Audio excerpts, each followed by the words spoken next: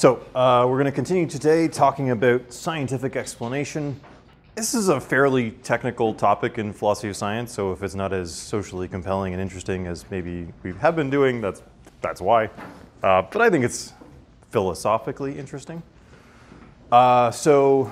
We talked last time about a few kind of initial proposals. We talked about a little bit of the motivation for wanting scientific explanations. We want to understand the world. Particularly, we want to understand the general facts about the world. And we looked at one of the early proposals for trying to precisely say when a scientific explanation is present. That was the Deductive-Nomological account. So, for example, why did the pipes in my house burst? That's because there are some specific conditions or facts. Pipes are made of metal, they're filled with water, and it was freezing cold. And then some general laws like the things that water and metal do when they're exposed to cold temperatures. And then you deduce from the conditions and facts and the general law the thing that you want explained, the explanandum, which is the pipes in your house burst. So we looked at this as a possible account of scientific explanations, along with, of course, the inductive-statistical model. So deductive-nomological, you deduce from a law. Nomological means law-based. Inductive-statistical, you induce from some statistical fact or some statistical regularity the thing to be explained. So just like deductive-nomological, except instead of deducing something, you induce it, I suppose. Okay, so we saw these two models. We saw some problems with it too. So like the deductive-nomological model makes its prediction and explanation completely symmetrical. Anytime you can predict a thing, you can also explain it. But we saw the famous flagpole example. This is like the example that's supposed to bring down the deductive-nomological model. Sometimes intuitively, we don't think explanation and prediction are symmetrical. So we can perfectly well explain the length of the shadow by citing the height of the flagpole, the position of the sun, and the laws of geometry. But it doesn't seem like you can explain the position of the sun or the height of the flagpole based on the length of the shadow most of the time. So the explanation prediction symmetry that Hempel's model seems to come with doesn't make sense intuitively speaking. We talked about irrelevant explanations. That is, you can deduce from irrelevant, so the relevant facts plus irrelevant facts, the thing to be explained, but that doesn't make the irrelevant facts part of the explanation. So doing a magical spell over your coffee or somebody without a uterus taking birth control pills both have deductive consequences of not getting pregnant or being more alert, but those are clearly not part of the explanation. And nothing in Hempel's model rules that out. So to deal with those kind of cases, we floated the idea that maybe what an explanation needs to do is not just cite some universal regularity, some universal law, but actually cite the causes. And that's what was missing from those previous two cases. So the height of the sun causes the length of the shadow. The length of the shadow doesn't cause the height of the sun. And taking birth control pills doesn't cause what do we call him? John Jones to not get pregnant. If he'd not taken the birth control pills, he still wouldn't have gotten pregnant. So causes, maybe that's the thing. So if we're looking for a scientific explanation, you might want a law, but you want a law that cites the causes. So good, we solved it. Okay, not really. If that's going to be part of the answer, then that gets us into what makes something a cause. We're going to spend most of the day talking about causes. Turns out causes are just as difficult to characterize as explanations. There's a lot of difficulty in saying exactly what makes something a cause. One of the difficulties, so a good one to start with, and this is one that relates to why we want explanations in the first place. So when we want a causal when we want to know, when we want something causally explained, we don't just want the complete set of things that causally influenced it, right? That makes explanation something way too complex for any human to actually engage in. Usually what we have in mind is some subset And that subset, I said yesterday that it, or not yesterday, Monday, it might have something to do with your interests. It might have something to do with what you want to know about the system. I think we can get a little more specific than that by saying that requests for causal explanation usually involve what you might call a contrast class. So consider the following 3 questions. Suppose some guy called Adam eats an apple. Here are 3 different explanatory requests using the same sentence, but just making your voice go up at different moments. Why did Adam eat the apple rather than some other person? Why did Adam eat the apple rather than some other delicious foodstuff? Why did Adam eat the apple rather than, say, like throw it or carve something clever into it or, I don't know, give it away? And why did Adam eat the apple rather than something else that Adam could have eaten? These are examples from Bosvin Frossen. So it's the same event, right? Guy eats an apple. But telling me why Adam ate the apple rather than some other person seems to be require a different story than why Adam ate the apple rather than threw it or, you know, carved a face into it or something like that. Right? You'd have to cite different causal influences to give satisfactory answers to those 3 different questions. It's the same event, right?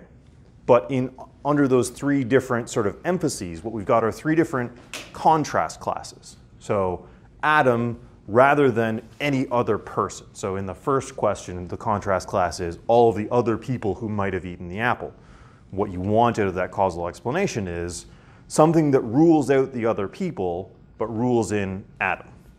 Why did Adam eat the apple? There, the contrast class is other things Adam could have done with the apple. And why did Adam eat the apple? That's all of the other things that Adam could have eaten, right? So those are the contrast classes. And those contrast classes are things that could have happened, other things that could have happened, right? And what we want when we want a causal explanation is something that tells me why did the reality happen rather than some set of alternatives. And you might want to think about different sets of alternatives given different interests and goals and explanatory projects, something like that. So the contrast class is very often implicit. We don't say it out loud. And usually it's what our interests are, sort of the context that we're in, that sets up what the contrast class is. So a famous joke in philosophy, you can tell it's not funny because it's a joke in philosophy, but the bank robber Willie Sutton was arrested for being a bank robber, and a journalist came and asked him, "Why did you rob banks?" And Sutton says, "Because that's where the money is." So Sutton was answering the question, why do you rob banks rather than libraries or schools or grocery stores? And the journalist, of course, meant, why do you rob banks rather than being a farmer or a, you know, whatever other way of making a living you could have? Now, okay, so I hope I've sucked all of the joy out of that joke for you by explaining it, but that's what we do here. So just giving a causal explanation is kind of tricky because usually what you have in mind is some often implicit set of contrasts that you're trying to rule out. Yeah? Okay, so these contrasts are what you might call counterfactuals, things that are counter to the facts, alternatives, alternative possibilities maybe, which brings us to this question of why you want explanations in the first place. So this wonderful paper by Stephen Grimm, Explanatory Inquiry and the Need for Explanation. And he asks, like, why do people want things explained? You can certainly imagine a group of people who just didn't care why things happened. They didn't want things explained. They wanted to know what was going to happen, so they wanted good predictions. But maybe they just didn't worry about why. And Grimm tries to explain to us why we want explanations in the first place. So his proposal is the following. What we care about are the unrealized possibilities. So when we ask for an explanation, what we're asking is, why did this happen rather than any of the other things that could have happened? We're curious about what he calls a network of possibilities, right? The unrealized potentials that the world could have brought about. Sometimes an explanation shows you why something that was really possible didn't come about. Sometimes an explanation shows you why it was never possible in the first place. So a really good explanation might show you this thing that you thought was possible turns out not to have been possible after all. So, but the overall picture is what explanations do is kind of situate us in a world of possible and impossible scenarios. They let you know what could have been, what might have been, what was likely to be, what was unlikely to be, that kind of thing. It's a curious fact about us that we're really concerned about other ways that things could have gone. Yeah, so if you think about wanting explanations for things that you care about, why did we break up? You might think what you want there is information about the other ways things could have gone. Yeah? Could it have gone some other way? Or were you destined to break up from the beginning? That's knowledge about alternative situations, right? You know, things went the way they went, but what we want, what we really desire when we're asking for explanations is a picture of all of those unrealized possibilities. You might be horrified by the possibility that if you'd just been a little nicer, you could have stayed together. Or you might be comforted by the idea that, no, you were just basically incompatible from the start, and there really wasn't any alternative that could have come about. Yeah? So either way, you get a picture of unrealized possibilities, and that helps you in some sense understand what actually did happen. Yeah? So if you have a nice, so to take this back to the deductive-nomological, inductive-statistical accounts, if you have a nice picture of the laws of nature, you might find out that, in fact, any other way that things could have gone are ruled out by like physics or chemistry or something like that. Or you might find out, so in an inductive statistical account, you might find out that any other alternative was just extremely unlikely, something like that. Yeah?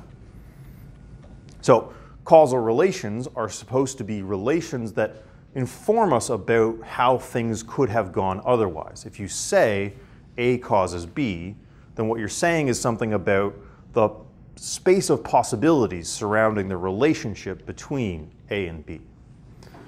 All of this is a bit uncomfortable for empiricists, people who believe that all of our knowledge is based in sense experience, because you don't get to see alternative possibilities. That's not the content of your sense experience. What you experience are things that actually happen. So they have to do some serious work to kind of reconstruct this in the language of things we can actually observe. That work is possible. Like, it's certainly lots of empiricists have done good work on it, but just note that this is it's tricky to say how we know about things that didn't happen. Okay. So let's talk a little bit about causation and theories of causation, because if this is going to be our answer to the problems with DN and IS, then we need to know what causation is. So let's go through a few theories. We'll start with the regularity account, the regularity theory of causation. This is one that's, nobody really thinks this as far as I can tell, but it's where we start to sort of motivate the more complex cases. So this is nice if you're a hardcore empiricist, because we're defining causal relations in terms of actual events. So let's say it goes something like this. C causes E if there's a regular connection between C happening and E happening. So that kind of every time I drop a ceramic mug on the floor, it smashes. Therefore, dropping cups on the floor causes them to smash. Yeah? So regularity account. It's a nice Humean account. So David Hume gives us an account something like this. He says, he doesn't really believe that we know much about causes, but he says, when you see first one thing and then another thing, you come to believe that there's a causal relation between them. What do you think? Regularity account? Yep. Yeah. But does that only work in the sense of that mug, what happens Right. if it's plastic? It's not going to break. Right, right, good. Is that generalized to all? Good, so you'd have to say something, you'd have to say all ceramic mugs or something like that. There's not a regular connection between dropping a plastic mug and it smashing. So that's okay, I think that's okay for the regularity count. You do have to be able to say when two events are similar or the same kind of thing, but that's a solvable problem. We can come up with some way of dealing with that.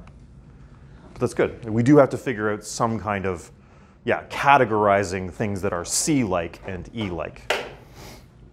Yeah. It is, yeah. This is basically induction. It's a kind of, David Hume would say, yes, it's very much like induction. Yeah. Okay. So some problems for the regularity account. It doesn't deal well with common causes. So, the barometer drips. Barometers measure air pressure. Now that we have the Weather Channel, people don't really have barometers anymore. But before that, if you wanted to know what the weather was going to be like later in the day, you'd have one of these things that measures air pressure.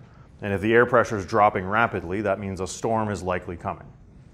Now, the barometer dropping and the storm coming have the kind of regular connection that we just described. First, the barometer drops, and then the storm comes. But you don't want to be in a position where you're saying the barometer going down is causing the storm to come. If you smash the glass and reach in and hold that arrow so that it doesn't go down, you don't stop the storm, right? The reading on the barometer is not what's causing rain to fall. There's a third thing that is the common cause of both of them. There's a drop in air pressure. The drop in air pressure is both causing storms to come in and causing the barometer to drop. But just the simple regularity account that I just gave you isn't enough to distinguish those two cases, right? So anytime two things are regularly correlated, the regularity account says the first thing causes the second thing. Common causes happen all the time. You don't want to say that the barometer causes the storm to roll in. Yeah? So we need a more robust account of causation, right? Right, yes, we do. Okay, so there's also similar problem to deductive-nomological account, causal irrelevance. So things can be regularly correlated, but not causally connected. So again, if I say a magical spell over my coffee every morning, there's a regular connection. First I say the magical spell over the coffee, I drink it, and then I feel awake. There's a very regular connection between saying the spell and feeling awake. Doesn't mean that the spell had any effect on me feeling alert. Although now that I'm thinking about this example, the placebo effect probably would help. All right, anyway, so leaving that aside, so let's say without you knowing it, I secretly say a magical spell over your coffee and then give it to you, and then you feel awake, and I become convinced that my spell is causing your awakeness. So again, there's a regular connection, but intuitively you don't want to say that there's a causal connection, right? Why not? Why isn't that a causal connection? Yeah. Because it's limited to only you. Not generalizable. That's good. That's good. Yeah. So, and yeah. You haven't like isolated the variables. So you've got the spell and you have the coffee. Right. And so you need to isolate. You need to check just drinking the coffee, and then test drinking the coffee. Yeah. The spell. Yeah, I think those are both serious issues here. So there's the question of, does this thing generalize, and does it specifically, so if I can put those two things together, does it generalize across scenarios? So does it generalize, we might say, across possibilities? So in the possibility where I don't say the magic spell but still give you the coffee, do you still wake up? Yeah, you do. So what we need is probably what we might call a counterfactual account of causation. causes have to lead to their effects. So there has to be a regular connection between causes and their effects. But the absence of the cause should lead to the absence of the effect as well. Right? If the spell is doing something, not saying the spell should lead to you not feeling awake. So I would say adding yeast to your bread is a cause of it rising, because if you add the yeast, the bread rises. If you don't add the yeast, the bread doesn't rise. Right? The absence of the thing should have produce the absence of the effect. That helps, right? Now we're kind of into talking once again about things that would have happened if things had been differently, right? So we're not just focused on what's actual. Now we have to be able to say something about what would happen in different possible scenarios. So to define causation in any kind of robust way, it looks like we need to talk about counterfactuals. So here's David Lewis, no relations, counterfactual account of causation. So yeah. What is the square and the arrow symbol? I'm going to get to that. Okay. I'm going to explain the thing. I wasn't just going to show you it. I was definitely going to tell you about it. Okay. Okay, good. Okay, so counterfactual dependence is defined as follows. C, I'm going to say box arrow E. And this is a kind of weird logical connective. It says, in the nearest possible world where C is true, E is also true. That's a weird way of talking, but this is how philosophers end up talking about what we call modal properties or modal relations or counterfactuals. So a possible world is just a scenario, right? A way things could have been. And this says, in the nearest possible world, so nearest here just means the one most similar to our world. So let's say this morning I drank a cup of coffee. That's true. So the nearest possible world is this one, because this one is the most similar to the one where I drank a cup of coffee. It is the one where I drank a cup of coffee. So in the nearest possible world where Corey drank a coffee, he feels energized. Or the nearest possible world where there's a cause, there's the effect.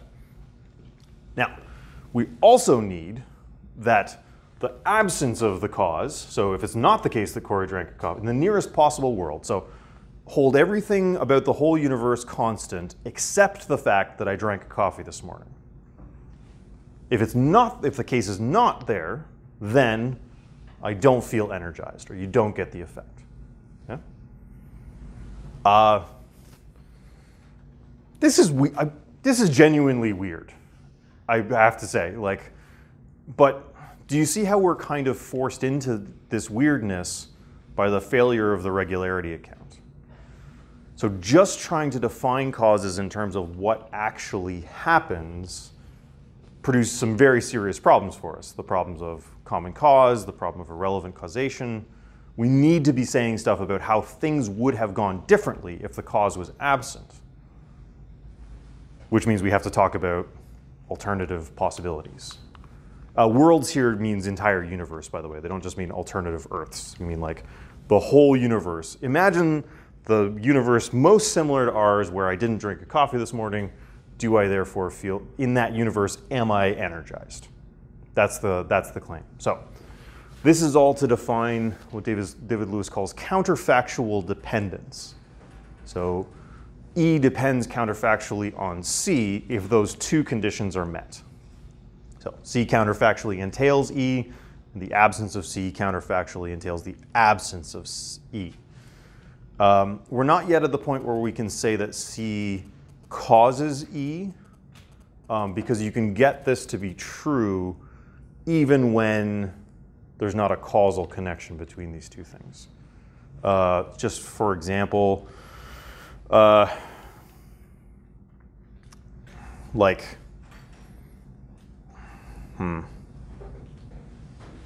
Damn, I should have thought of an example. Do I give an example? Okay. No, I don't. Damn, I should have thought of an example. So, C, oh, right, okay, sorry, yeah. These two together, you might say, sorry. These two together, you might say, count as a causal relation. But C box E really just says anytime, in any world where C is true, E is also true. So they don't actually have to be related to each other for C box arrow E to be true. So C box arrow E, where C is this is Peterborough, and E is this is Earth. Or C is the lights are on, and E is triangles have 3 sides. Yeah, they don't have to actually be related for this to be true. This is stuff, the reason for this is I'd have to teach you more symbolic logic than you want to learn today to explain this. It has to do with how conditionals work in logic, but let's not. Let's not, shall we? Yeah, okay. So counterfactual dependence, we got that so far. So long as you get this idea that, so C box arrow E is true, this whole sentence is true, anytime where in the nearest possible world where C is true, E is also true, and in the nearest possible world where it's false, E is also false. So, yeah. I was a little confused why you're saying in the nearest possible world. What does that mean? So it's just philosophers speak for if C hadn't happened, then E wouldn't have happened too. Yeah? Oh, I get that. Okay, good. Okay, good. We talk about possible worlds partly as a historical accident. It's just a convenient way of talking about counterfactuals, except for this one dude, David Lewis, who thinks that these possible worlds literally exist. He thinks that believing that there are a whole infinity of possible worlds solves so many philosophical problems that you should believe it's literally true. Not a whole lot of people agree with him, but yeah. It's a little different than multiverse theory. So So David Lewis believes there's an infinity of possible worlds that are literally. What's that? That's what the only thing I can think of that's similar to what he's saying. It's a helpful way of thinking of it. Multiverse theory, typically the multiverses follow the laws of physics. And in the many worlds interpretation of quantum mechanics, all of the many worlds follow the laws of quantum mechanics. But for David Lewis, the possible worlds include possible worlds where all the laws of physics are completely different and stuff like that. So, yeah. Could it work for like alternate realities then? It is, yeah. So it's alternate. We're to imagine a bunch of alternate realities. Okay. So, it's just this one guy who thinks that. Almost everybody else thinks that this is just kind of way of speaking about this stuff. So really, when you're talking about a possible world, really what you should think is just think of a list of all the facts about the world, and then you say, well, what if this fact was different, and what if that fact was different? Yeah. Isn't it useful whether or not the parallel universes exist or not? Well, it's a useful way of talking. Yeah, because okay, so let's say the universe is fated to only happen in one way. Imagining the multiple possibilities of what could happen in the future is still useful, even if there was only one possibility that was ever going to happen. Yeah, I think so. Yeah, but okay. So this got weird really fast, right? Like it really very quickly got sci-fi, and I don't know how to avoid that if what we're doing here is so. What I tried to set you up with, remember that when things were sensible and we were talking about Adam eating an apple? Remember the good old days back when this class made sense? That was to kind of motivate the idea that what we're interested in when we're interested in explanations is alternative possibilities. So the contrast class, other people who could have eaten the apple or other things Adam could have done with the apple, those contrast classes are counterfactuals. So what we're doing here with this definition of counterfactual dependence is saying what a causal relation should be in terms of alternative possibilities. So just intuitively. So if I put gas in my car, then my car runs. If I didn't put gas in my car, then my car wouldn't run. Now that's true. Both of those statements are true about different possibilities. There is currently gas in my car, but the fact that it's still true that if I hadn't put gas in my car, in the nearest possible world where I didn't gas up, my car wouldn't run. And that's what tells you that putting gas in the car has a causal relationship with the car running, right? You can try other things like, so things that don't have a causal relation. If I stamp my feet 3 times, then my car runs. But if I didn't stamp my feet 3 times, the car would still run. So this thing turns out to be false. So there's no causal relation between feet stamping and car running. Yeah? Okay, so what we're trying to characterize is what makes something have a causal relation. Okay. Okay, and then he goes on to say a causal chain is a series of actual events, each of which is counterfactually dependent on the last. So we've got a counterfactual dependence between this thing and that thing. So I put gas in my car, so my car runs, so I get to drive home, I get to drive home, so I get to sleep in my bed. So there's a causal relationship, there's a causal chain between putting gas in my car and sleeping in my bed, right?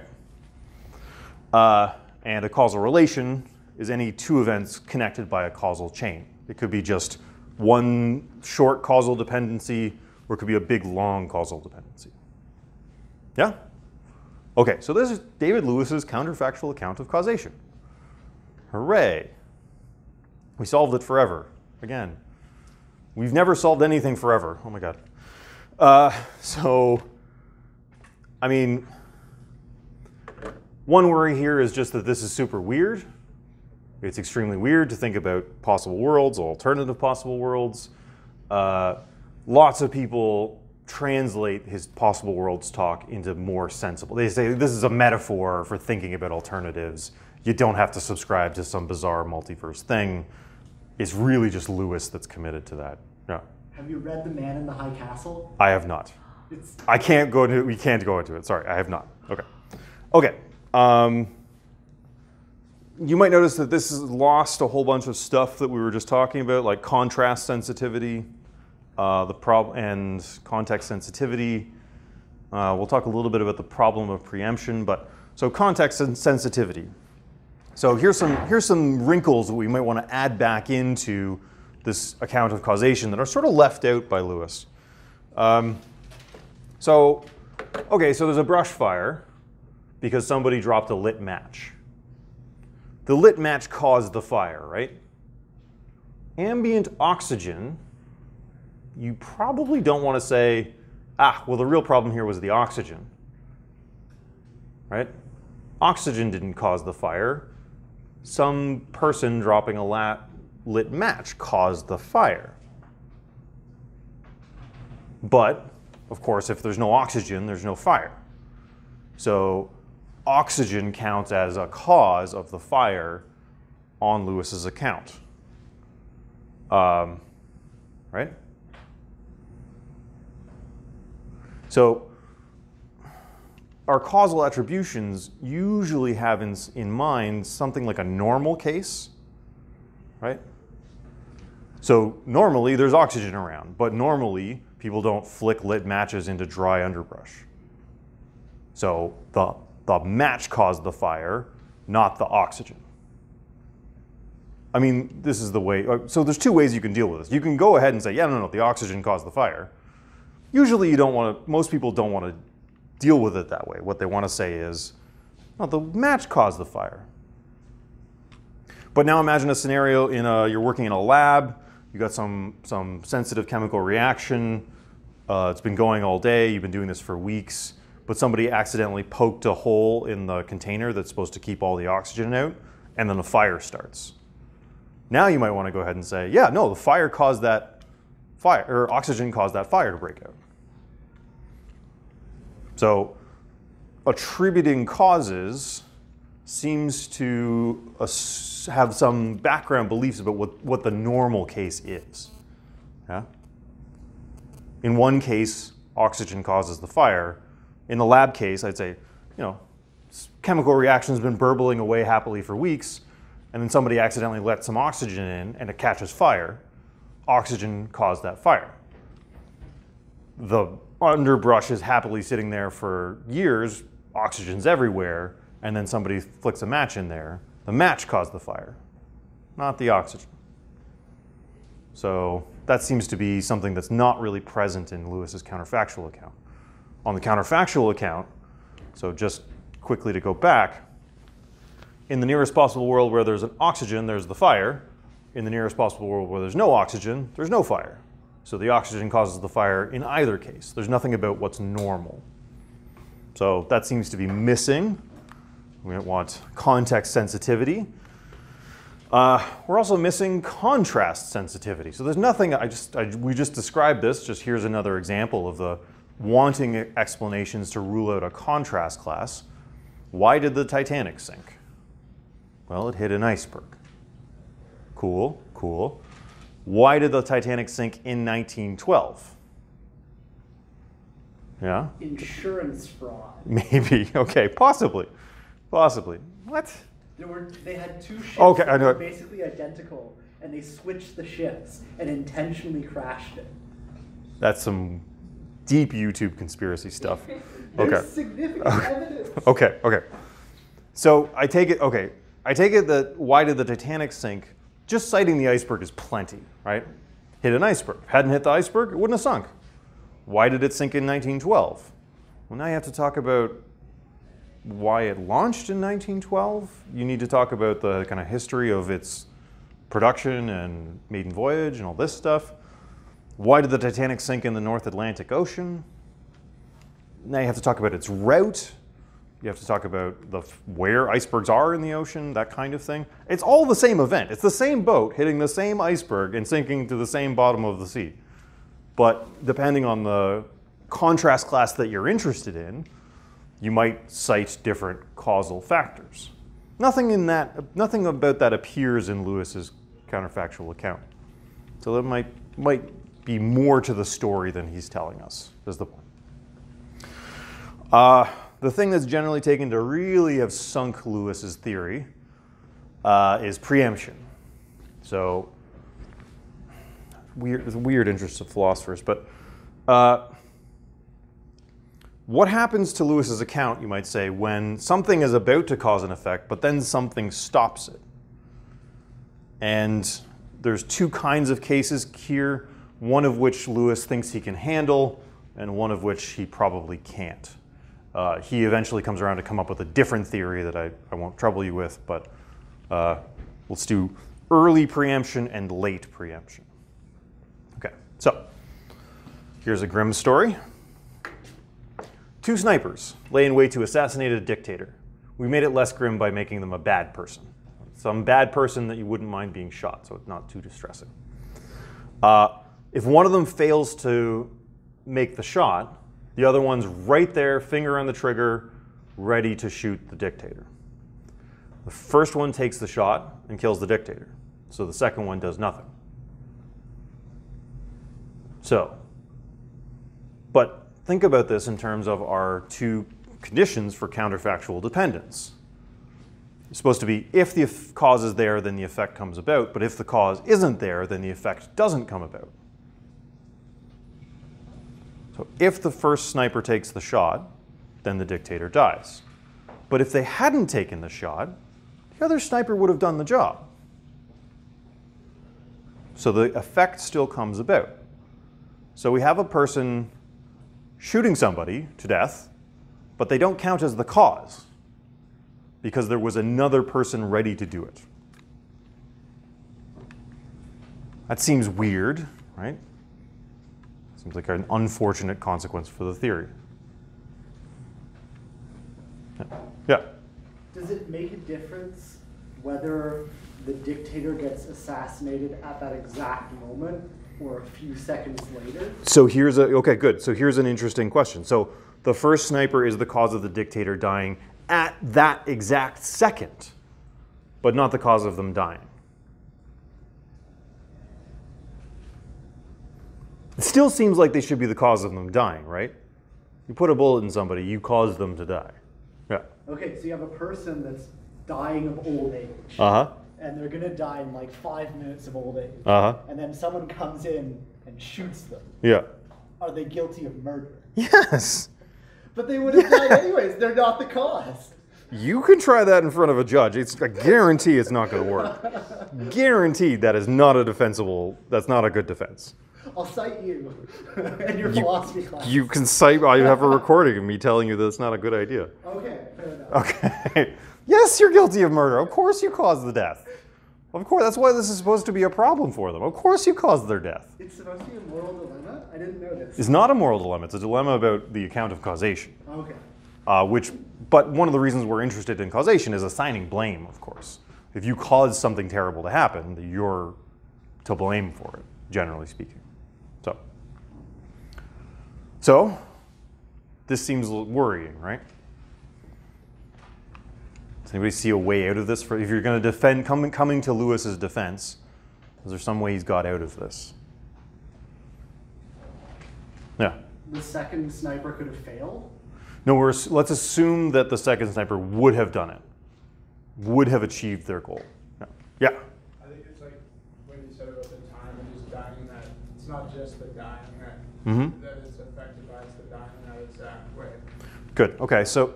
The other sniper might have hit somewhere a little bit lower on or whatever. You know? Right. So it would have happened a little bit differently. Good. I mean, okay. So that is what David Lewis eventually comes around to claiming, actually. So the cause of a thing is what determines the way in which it happens, rather than whether it happens or not. Yeah. Yeah. So he comes up with a more sophisticated account of causation to deal with not this case, but another case. He's got a kind of pickier way of getting out of this one. So his answer is, look, causation is not the same as counterfactual dependence. That's why I told you that thing. That's why I told you that sort of picky distinction between counterfactual dependence and a chain of counterfactual dependence. So a causal relation is when there is an actual chain of counterfactual dependence between two events. So for the first sniper, there is an actual chain of counterfactual dependence. If they pull the trigger, then the hammer hits the bullet. If the hammer hits the bullet, then the gunpowder ignites. Gunpowder ignites, it flies out the gun. Flies out the gun, it goes into the dictator's soft body. The hole in the body causes the dictator to die. So those are all counterfactually dependent events, and there is an actual chain of counterfactual dependence between the first sniper taking the shot and the dictator dying. But there is not an actual chain of counterfactual dependence between the second sniper who could have done it but didn't. So that's why he makes the stipulation. There's got to be a causal chains as a series of actual events rather than potential events.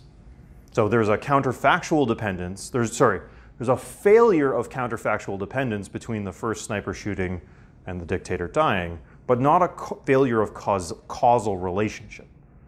The chain of individual events that goes from one thing to the other is preserved. The actual chain of counterfactually dependent events, something like that. It's picky and technical. Yeah, it's a picky technical thing that he kind of uses the details of his account to get out of. But there's another version of this that he can't do that with. So that was a case of early preemption. This is a case of late preemption. So here's a scenario. Susie and Billy are throwing rocks at bottles. Less grim, distinctively less grim. So Susie throws a rock, and like a quarter of a second later, Billy throws a rock. Now, both rocks are flying at the bottle, but Susie's is just a quarter second ahead. Susie's rock smashes the bottle. And then Billy's rock flies through the empty space where the bottle was just a quarter second before. So, if Susie hadn't thrown her rock, Billy's rock would have smashed the bottle. But it's not like Billy's waiting to see whether the bottle's smashed. Billy's already thrown his rock. It's flying towards the bottle. So there's an actual chain of causal, counterfactually dependent events. Billy's winding up. Billy's releasing the rock's flying through the air, the rock flies right to where the bottle was. So there is, in this case,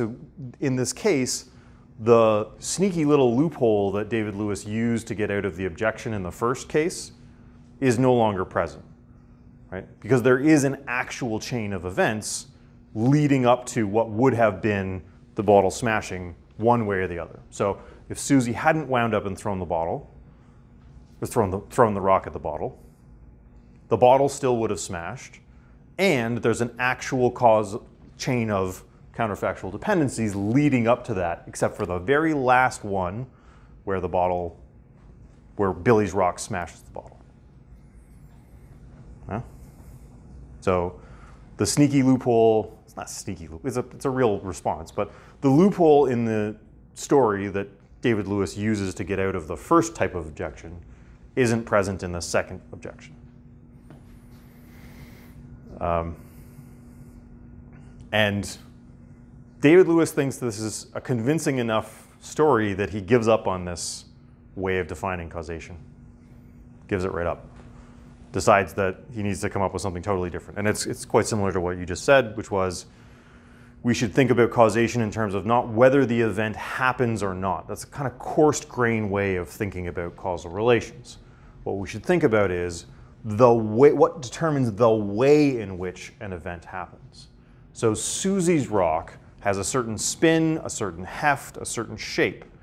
And the spin, the heft, and the shape of Susie's rock determines the precise details of, this bit of glass flew in this direction and that bit of glass flew in that direction. So the manner of the bottle smashing, the detailed story about its smashing, is determined by Susie's rock, not Billy's rock. So it would have smashed anyway, yes, but the way in which it smashes would have been quite different if it was Billy's rock rather than Susie's rock. So that's what he kind of comes to. Anyway, but he thinks that this objection is strong enough that he gives up on like 5 years of work of causation and goes at it again. Yeah? Is the issue, is that reasonably? Yeah. Is it just that what's the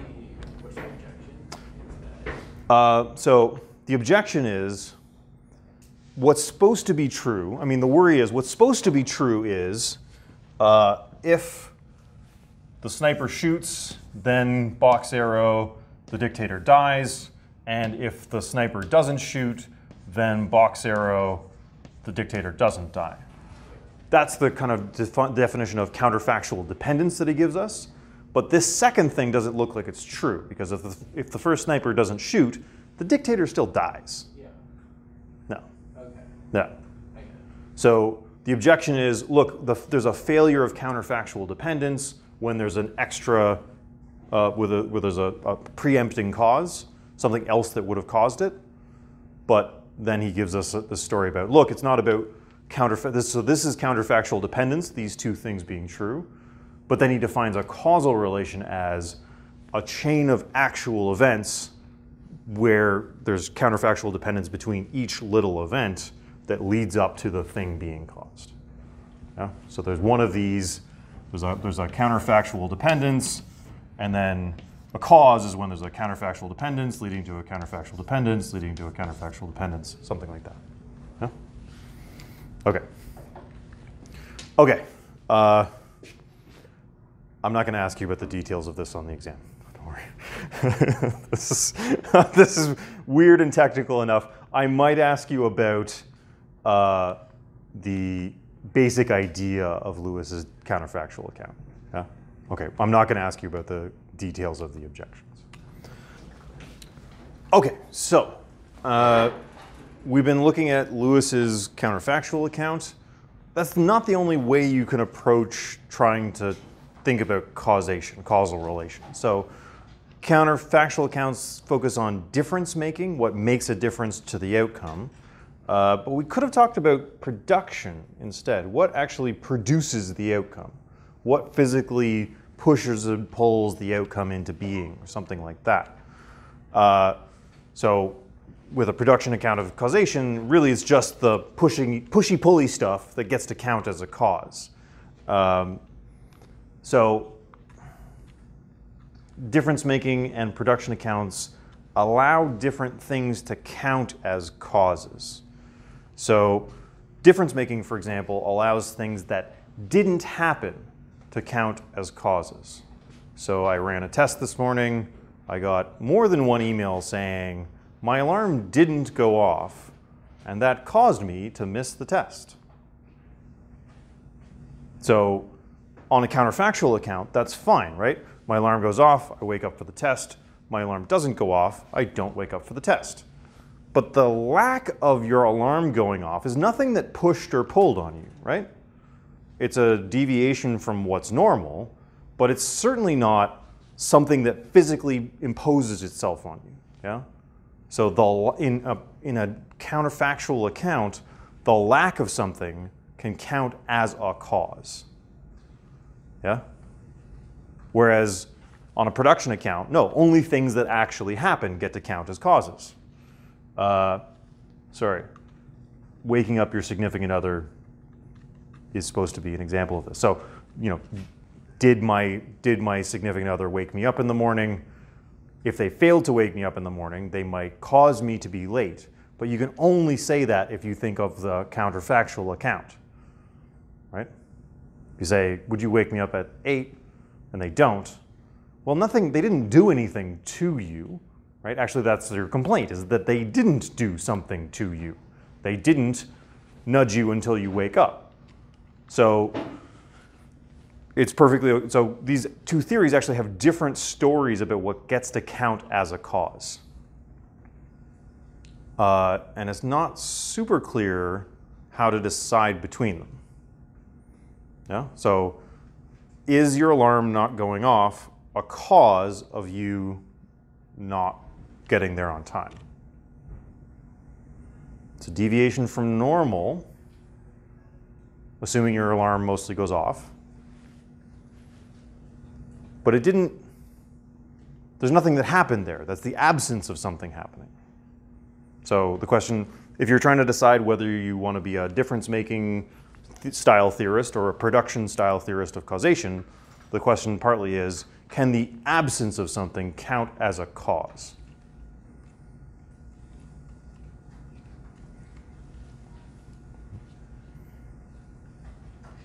I don't know. We don't have to decide right now. But I think it's interesting to note the difference there. So here's a test case, if you want to think this through with an example. It's always war and killing and stuff, except Billy and Susie. That was our one example. Okay, so double prevention. A bomber is on its way to blow up a factory. Let's say it's a bad factory, so it's not such a sad story.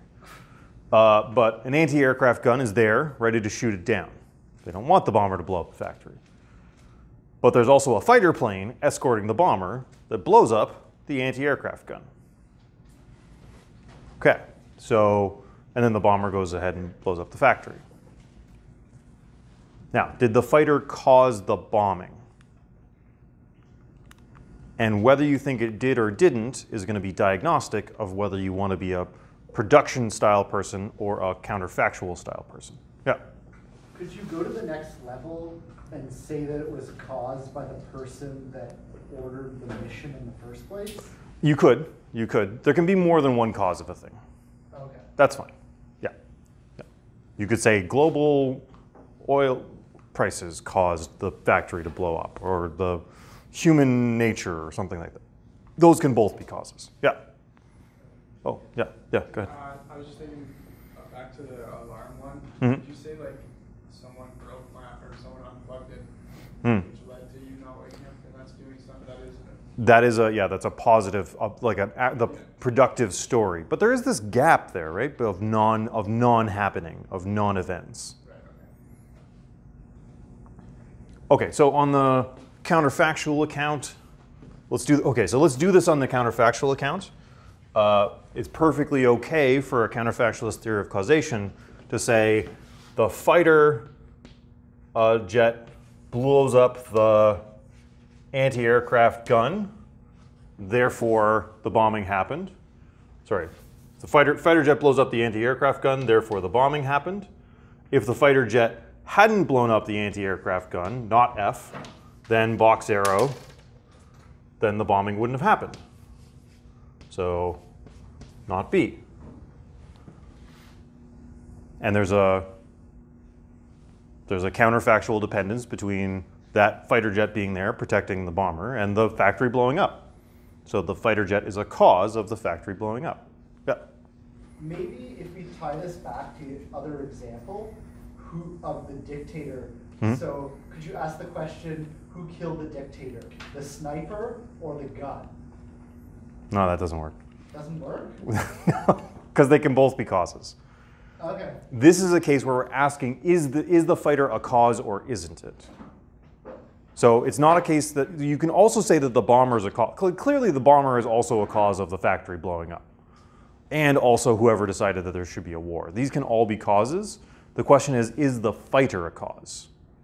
Yeah? Yeah. Can you assign joint responsibility and just say that it was like 50% the fault of the fighter plane?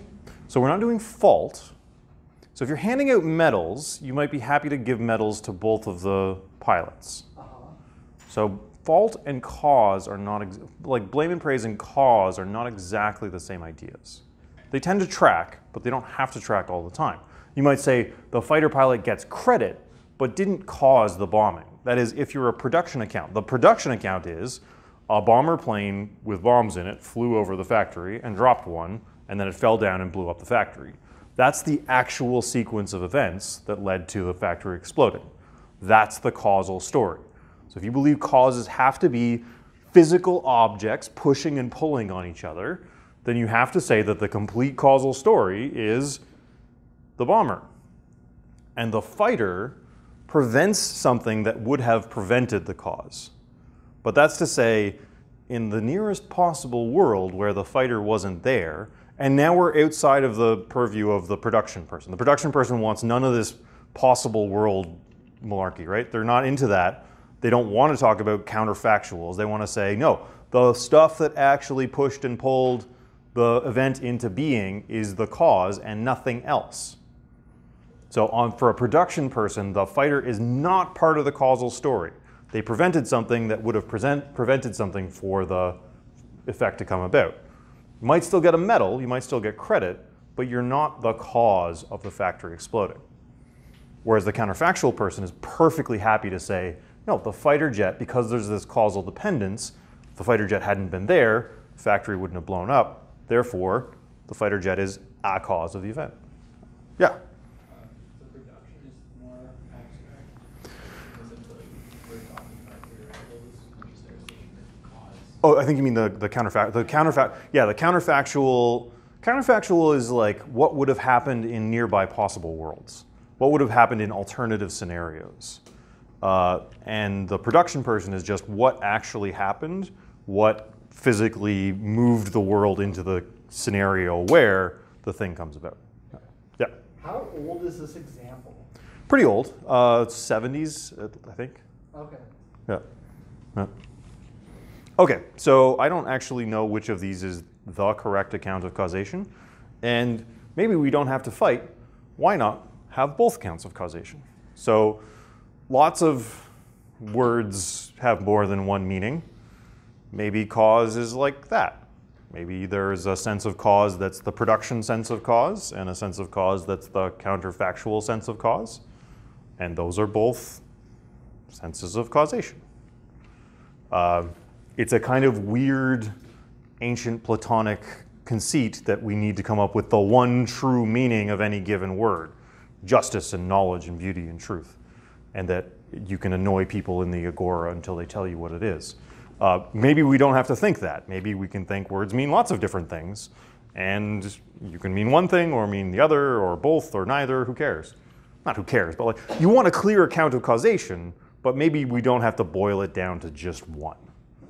You can say on the fighter pilot example, you say, yeah, on the production account, just the bomber. On the counterfactual account, bomber and fighter.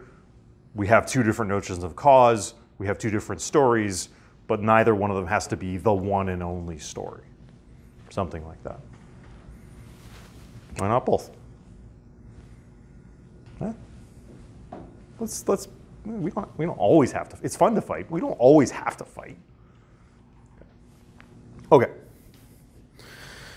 So we've been doing a lot of stuff on causal explanation, the idea that was motivated from the problem of The deductive-nomological and the inductive-statistical accounts were supposedly going to be solved by saying, no, explanations are about causes.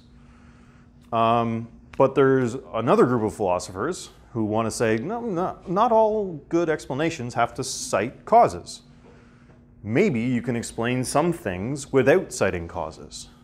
Citing, for example, mathematics. That might help you explain some stuff. So there's also a debate, about whether mathematics can help explain physical facts. Mathematics is pretty abstract. It's weird to say that it's explaining physical things in the physical world. But here's an example that might motivate that a little. So this is from Mark Lang's book, Because Without Cause, Non-Causal Explanations in Science and Mathematics. It's a pretty easy example. Suppose a mother has 23 strawberries and 3 children. Now, why can't she distribute the strawberries without cutting any of them evenly amongst her children? Because 23 isn't divisible by 3? That's what Mark Lang thinks. The answer is you can't divide 23 evenly into 3 without remainder. So what you're citing there is a mathematical fact. We've got a physical situation. She's got a bunch of strawberries and some children who are hungry. And what do we do to explain the impossibility of a certain outcome? Well, there's 23 doesn't divide into 3 evenly. That's a mathematical fact. So the mathematics seem to do a kind of causal explanation, a non-causal style of explanation. They're doing the job that we want explanations to do, though. If you remember back when we talked about Grimm. So Grimm's thing is, why do we want explanations in the first place? We want explanations to orient us in the network of possibilities that we inhabit. A really good explanation shows you why either something else was possible or something else wasn't possible. So here, we're saying the explanatory request is, tell me why it couldn't have been the case that this thing happens. She distributes 23 strawberries amongst her 3 children evenly. Rule out that. So I got this actual case where she doesn't do that. Rule out for me the contrast class, the case where she does do that. Tell me why that couldn't come about. And you can show that that's impossible just mathematically. It's just mathematically impossible to divide 23 into 3 evenly. So it's just mathematics. There's nothing we need to know about the physics of cutting strawberries or those specific strawberries or where they came from or cutting or anything like that. All we need to know is some math. We can rule out something as impossible. Now we're kind of oriented in the network of possibilities. So it looks like this explanation is doing its job. It's orienting us in the network of possibilities. Yeah. So is that like finding some kind of logical shortcut? Well, it's finding a mathematical explanation. It's finding a mathematical reason why something is impossible. Okay. Yeah. Okay. Let me do another example. Okay, so the 17-year cicadas. So here's a fun fact about locusts. There's a certain type of cicada that lives almost its entire life underground, munching away at tree roots.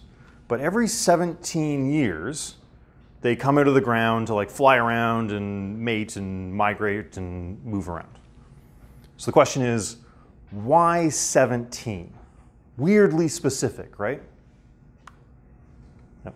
I know this one. Okay, so. I got it, man. I got it. It's okay. Wait, I got a whole thing. I can explain it. I got a whole thing planned. I prepared and everything. I got it. I don't want to ruin it. Thank you. Okay. Okay, so the 17-year cicada got a 17-year kind of life cycle because it's very hard for predators to match up their life cycles with the cicadas. These are locust swarms. So there's like billions of these things swarming across the countryside. It's a feeding frenzy for anything that can catch and eat cicadas. Now, if they had a 1-year cycle, then predators would every year be ready for the cicadas to come out. They'd have a whole bunch of children with the idea that they're going to feed those children on delicious cicadas. If they had a 2-year life cycle, they could kind of have bunch of kids every 2 years or 4 years, right? If it's easy for them to match up their how long it is between feeding frenzies, then they can easily, the predators that would eat them can easily kind of tune into the life cycle of the cicada. 17 years is a long but also prime number. It doesn't divide evenly. So if you're having a big group of kids every 4 years, you're not going to hit the cicadas, except occasionally. Yeah? So it's very hard for the predators that would eat them to match their life cycle to the cicada life cycle. And you're not going to like make your life cycle 17 years just for this one food source. Most animals are eating a bunch of different food sources. So what you've done here is explain a very physical biological fact by citing the fact that 17 is prime. 17 doesn't divide evenly into anything. So it looks like this mathematical property of the number 17, it is prime, is playing an explanatory role in helping to understand this biological, physical phenomenon.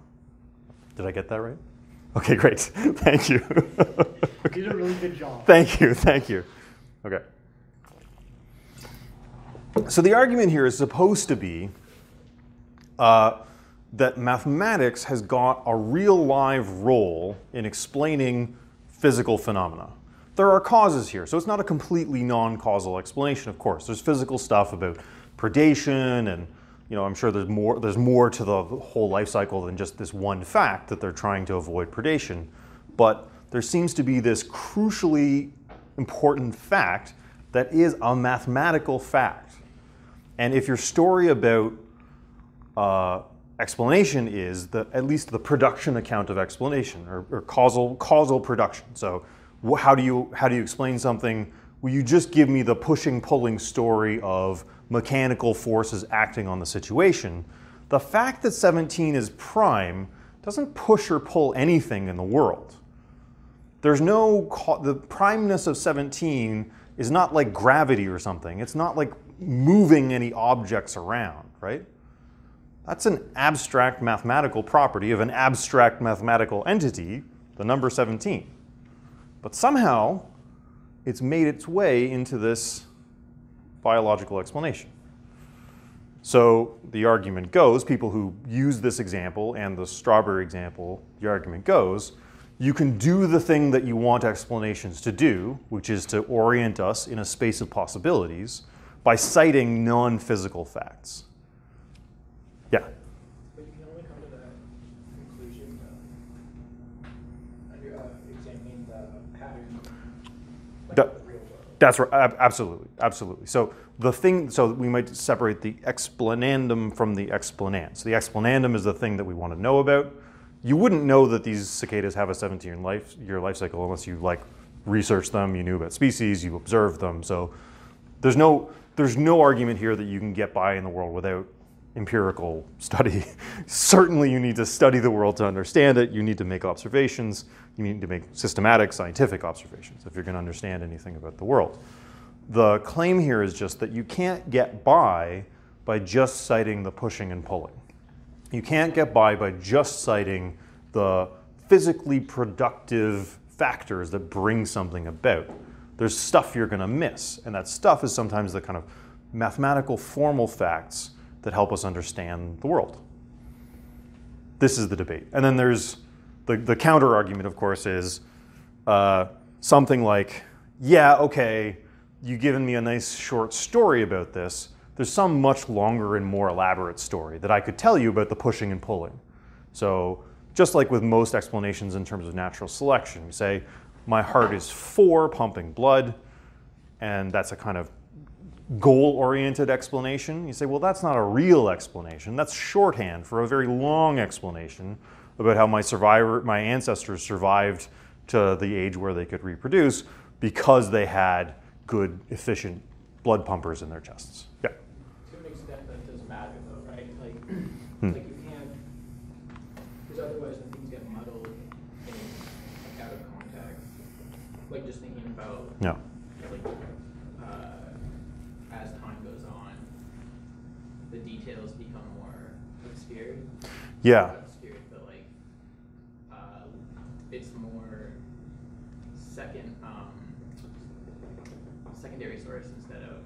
like something could be a primary source, and then as time goes on, it's a secondary source, and then like there's writings about something, and then. Yeah, yeah. But.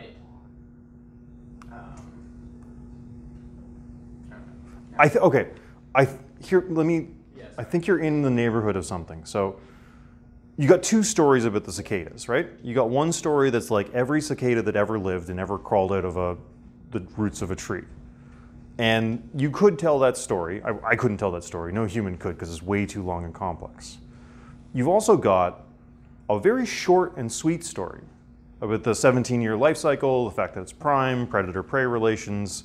That's like the second. So the primary source is this long, complicated, boring thing. The secondary source gives you a nice digest of that. They summarize, they draw out the patterns and the systematic relations. So we got our two stories, and if you're really hardcore, like, no, explanations are just tell me how the physical mechanisms pushed and pulled each other, you can dig in your heels and go, no, primeness has no part in the real story. You've given me a nice shorthand for the real story. The real story is just the life history of every cicada that ever lived. And the response is something like, well, yeah, but if you've just got that really detailed story, you've missed something important about the world. There's a high-level regularity here that you might apply not just to cicadas, but to other living things as well. There's something systematic here that you can't see at the level of the ultra-minute details. So the debate is between people who find it too tempting to have a very clean ontology, or sort of a very simple story about the universe that gets iterated many times. So the pushing and pulling story is very straightforward.